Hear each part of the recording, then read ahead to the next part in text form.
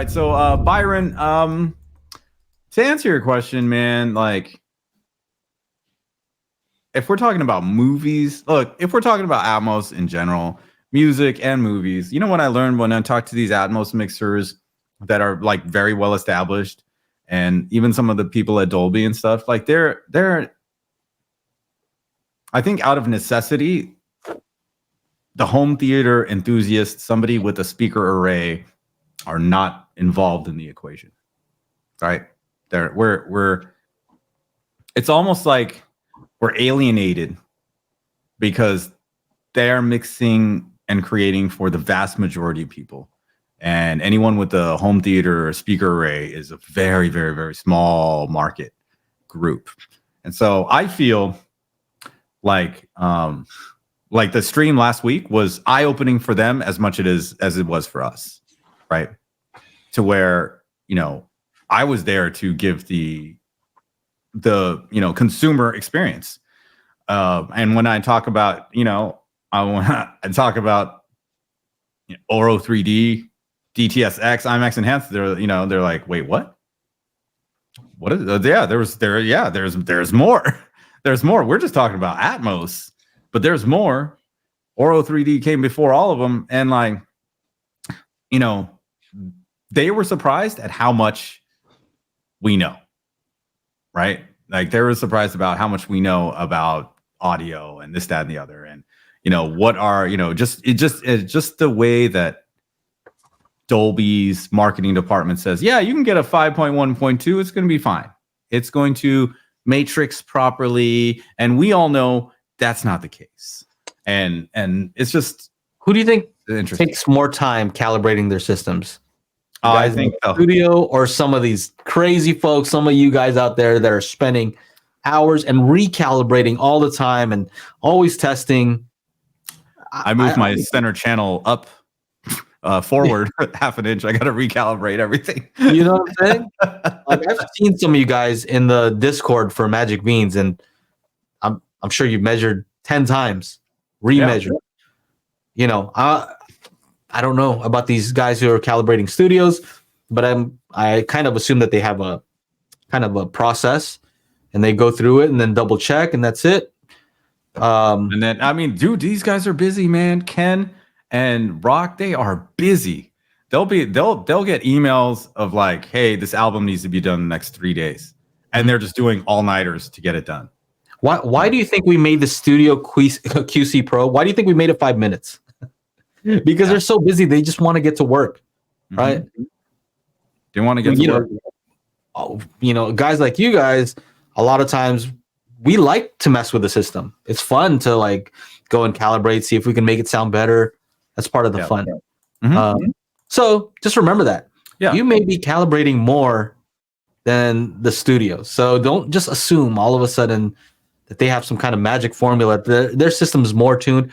They might have more sound treatment, maybe, but a lot of you guys have good sound treatment all around also. So yeah, and they'll have what's called an acoustician come by to dial everything in, right? But once they're gone, that's it. And if they need to make changes in their speakers, or they got to call that guy again to come over, right? And I'm sure that's not a cheap cost as well. And even in the stream, Ken was saying that calibration is the most important part of the studio, and they did a lot to get that place dialed in. So, and he said to me, he's like, yeah, I think I might make some speaker changes. And I was like, oh, I wish I had an extra day. Yeah. You could have made the changes, and I could have, calibrated with Magic Beans on the spot, since I was already there. But it wasn't in the cards. Who knows? There's nothing magical about a studio setup, right? They have active speakers. Some don't even measure very well. Like some of those, you can put them on the clipple and see how they measure. Yeah, they're no better than a lot of the passive speakers. Some of them, the only difference is they typically have some DSP built in. But that's the point of Magic Beans is we're going to DSP those speakers, so your speakers are more like these studio monitors. Right. But there's nothing inherently special about them that you can't get that type of experience. No, at the end of the day, it's physics is physics, right? You have a room with speakers in it. a consumer home theater. You got a music studio with speakers in it, a speaker array. It's just a room with speakers, powered speakers. I mean, they're all essentially powered, right? Mm-hmm. You know, so it's the same. It's the same. You know, we have you know, we have this curve that's forced upon us, the Harman target curve for these AVRs. They have a curve. I want to know about this. Okay. Okay. There's a curve. And how about this? There's an arbitrary curve that all our home theater AVRs use or are tuned to. And in the studio space, there is an arbitrary curve as well that, you know, for them to get certification, they have to tune to that curve. So it's almost the same thing. I mean, I believe they're identical, you know. So I went into a thing on their show that if we calibrate the studio in the same way we calibrate the home theater, we will now start to tighten up that circle of confusion and get a similar experience from the studio that translates well to the home theater, right? And if you guys saw my other video, which I've been trying to make for the last like 2 years, right? There's no, see this white speaker here? There's no Dolby Atmos metadata in that speaker. If there's a white speaker over here on the right, and now those two speakers are left and the right, there's no Dolby Atmos metadata there. It's all in the computer. The Dolby Atmos metadata is in the computer. It doesn't matter your speaker. It doesn't matter your speaker layout.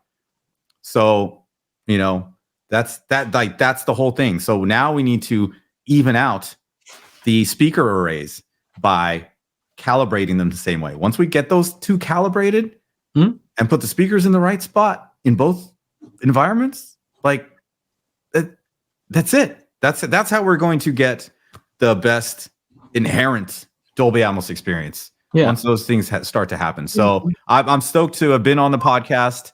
Shout out to Ken Lewis. Shout out to Rock AM. Shout out to John Nolan. Shout out to Mark Abrams and the folks at Audio Movers. Matt, I don't know your last name, Matt. Sorry. Or no, I do know it. I just can't pronounce it. It was a great show, and I learned a lot. They learned a lot. And I think what it really comes down to is having that circle of confusion tightened up so that we can get an experience that works on everything like amazingly. So there it is. And the question initially was about Dune 2. Didn't you speak with Alan Meyerson? What did he have to do with it? Alan Meyerson, you know, it's funny. It was great to, so he does the immersive mix for the soundtrack. And so, you know, everything he gets from Hans Zimmer, and he works closely with Hans, and, you know, he'll mix for immersion. You know how like everybody in the home theater space, they're like, oh, you got to have this separation. And I asked him about that, and he's like, no. Immersion, no separation, immersion. We don't want things to be obviously coming from above you, right? It needs to be like this. I'm like, so you want like a cohesion from the like base layer to the top layer? He said, yes, immersion. And he went on into, he's like, so I group, you know, I use the renderer. I kind of group instruments in certain parts of the renderer so that I can give the listener, you know, something more immersive than they can imagine. So that's that's cool. That's interesting. Instead of being able to pinpoint, oh, that's there. You know, he doesn't want you to know where all the instruments are coming from. It's just all around you. It's you're in the middle of everything. So just full mono on every speaker, right? Yes, Dolby mono. Yeah, so that's what he says. Yeah, so it all depends. To go back, was it Byron? To go back, it depends on a lot of things. If the studio's not going to spend the money to pay somebody, if the mixer doesn't have the time, I can only imagine doing